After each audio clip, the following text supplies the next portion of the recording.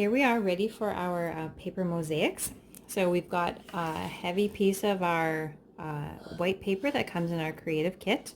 We've printed off our shape that we want to use. It's just a T-Rex outline. You can also search shapes on coloring pages, Google Images, silhouette shapes, outline shapes. They will all work. So animals will be super, letters would be great, and the more detail, the more challenging it would be. So the more shapes inside the shapes, the more challenging it will become for older people. Now, to transfer this image onto our heavyweight paper, we're gonna flip it over, and we're just gonna use a pencil, and we're going to just scribble on the back of it. If you have graphite paper or chalk, it will work the same way as well.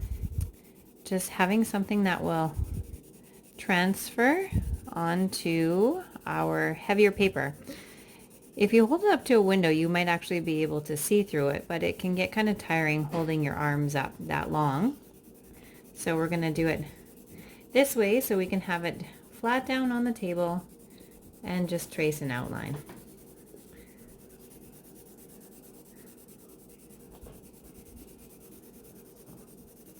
All right.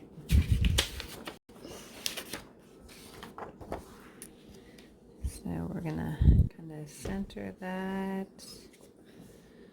Okay, bud, do you want to trace it?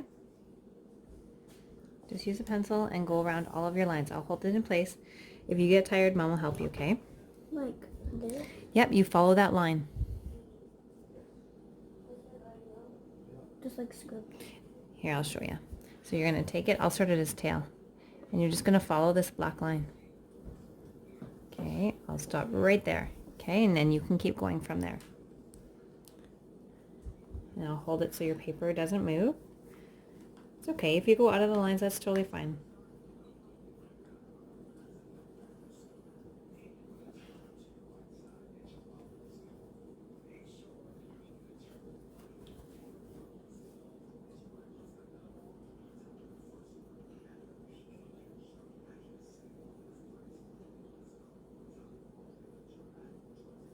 Good work.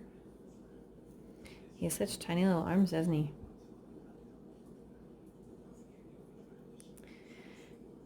And Preston had gotten started by cutting our paint chip strips into the rectangles, and I'm going to help out just by making some smaller pieces to fit into the arms and the toes and the tail and maybe even the teeth. So that's something that kids and adults can work on together.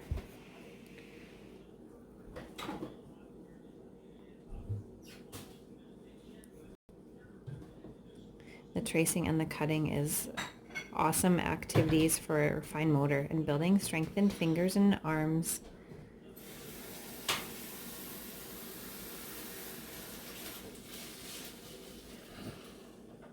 Almost there.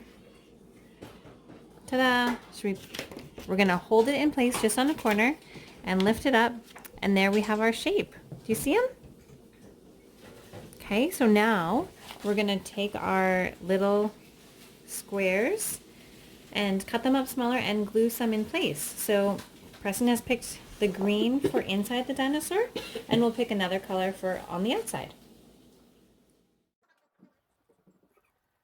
I just decided to go over the outline just a little bit darker so it made it easier to see the shape that we need to fit our paper pieces into.